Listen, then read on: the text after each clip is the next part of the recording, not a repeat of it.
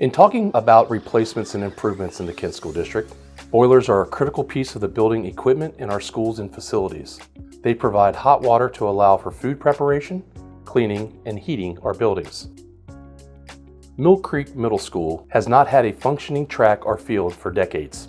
Our new design will include an elevated synthetic field and 8-lane rubberized track so that the students and community can use it year-round despite rain events.